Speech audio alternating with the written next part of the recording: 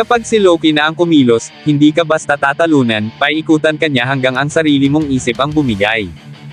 Isang assassination attempt, 3 clone, isang nawawala, at ngayon, isang infiltration na posibleng tuluyang magbago ng ihip ng laban. Ito na ang digmaan ng estratehiya, at sa gitna nito, si Zemo, unti-unting nahahatak sa bitag.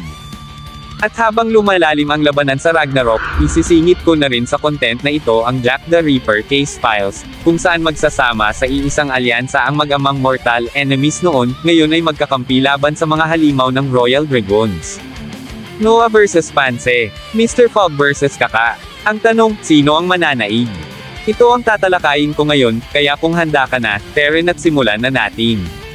What's up mga Cooks, Manga Moto nagbabalik. Record of Ragnarok, ano nga ba ang tunay na plano ni Loki?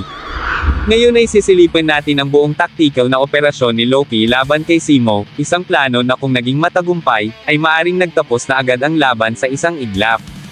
Ngunit gaya ng lahat ng likhang isip ni Loki, hindi lang ito basta plano, isa itong larong pandigma, ipinlano mismo ng Diyos ng panlilinlang.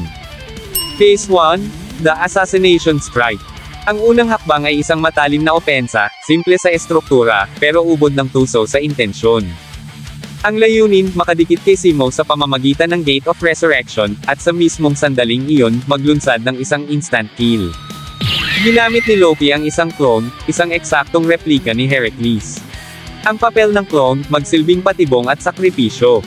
Kapag umabot na sa tamang distansya, lalabas ang tunay na Loki mula sa loob nito, at agad susugod para sa pagkitil. Pero, bigong natupad ang plano. Si Zemo, taglay ang malupit na instinct sa digmaan, agad naramdaman ang banta. Walang sinayang na sandali, pinatay niya agad ang clone ni Heracles, bago pa makalapit ang panganib. Ang resulta, nabigo ang buong assassination maneuver. Ngunit kung inaakala mong dito natapos ang lahat, nagkakamali ka. Phase 2, Multi-Clone Distraction. Ang kabiguan ng unang hakbang ay hindi naging wakas, dahil bahagi lang ito ng isang mas malawak na operasyon. Bago pa man magsimula ang unang atake, inihanda na ni Loki ang kasunod na galaw. Pagkamatay ng clone ni Heracles, 2 bagong clone agad ang pinalabas. Clone number 2, replika ni Loki mismo. Clone number 3, replika ni Thor. Galing sa likuran, sabay silang umatake, mabilis, sabay-sabay, at walang pag-aalinlangan. Layunin ng atake, guluhin ang focus ni Zemo, at lumikha ng panibagong butas para muling makalapit si Loki.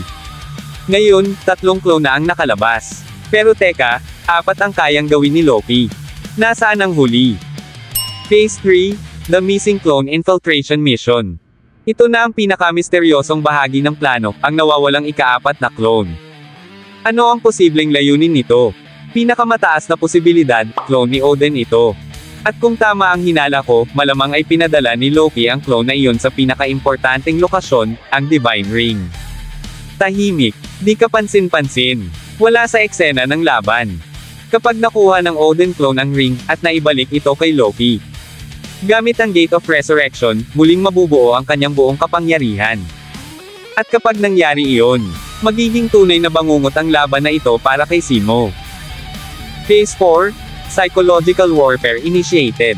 Habang abala si Zemo sa pisikal na ofensiba, dahan-daang bumabalik ang isa pang mas mapanganib na sandata ni Loki, ang kanyang malupit na pag-iisip. Balikan natin ang unang clone, ang kay Heracles. Sa oras ng pagkamatay nito, may pilit na lumalabas mula sa loob, hindi na ang mapaglarong Loki na kilala natin, kundi ang orihinal na anyo niya. Ang Loki bago pa niya makilala si Brunhilde. Walang galang, walang awa, walang damdamin. Isang hayop sa tagumpay. Isang halimaw. Ito ang Diyos ng panlilinlang sa kanyang pinakamatinding anyo, walang konsensya, walang sagabal, at walang ibang layunin kundi ang manalo, kahit ano pa ang kapalit.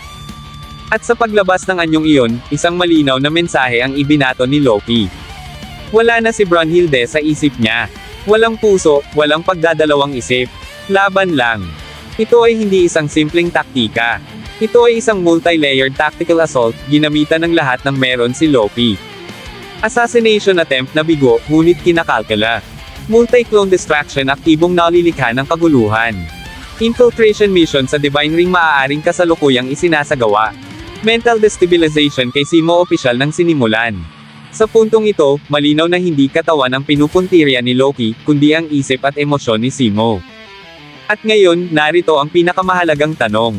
Makikita ba ni Zemo ang tunay na panganib bago mahuli ang lahat? O siya rin ba ay malulunod sa bitag ng pinakamalupit na utak sa larangan ng digmaan, si Loki, ang Diyos ng panlilinlang? Bago tayo magtapos, alam kong marami sa inyo ang nabitin sa huling kabanata ng Jack the Ripper Case Files. Sa huling kabanata, muling nagharap ang dalawang bigating karakter, sina Pansy at Noah.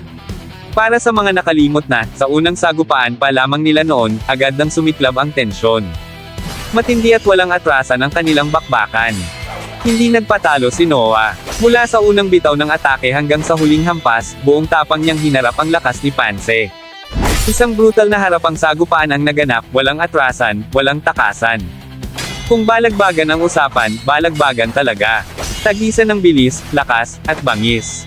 Pero para sa mga hindi pa pamilyar, sino nga ba si Pansy?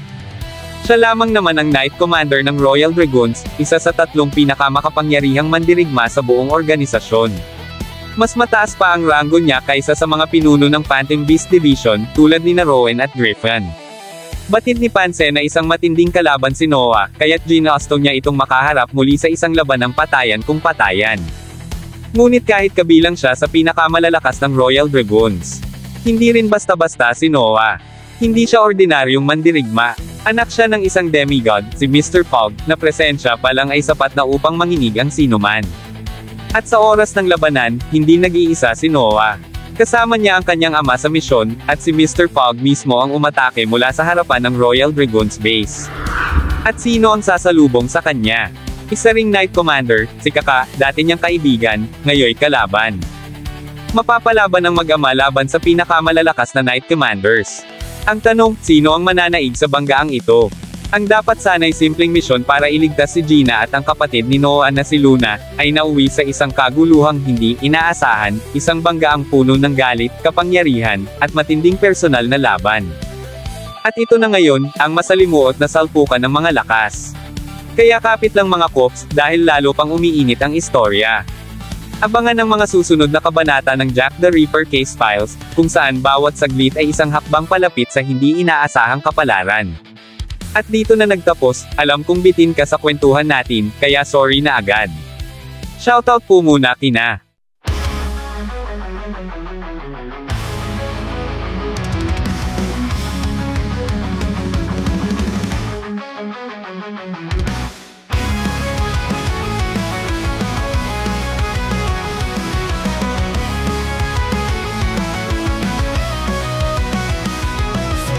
mapansin sa digmaan, mga bayaning nagbigay ng hiling na walang hanggan. Sa mga util, pawis at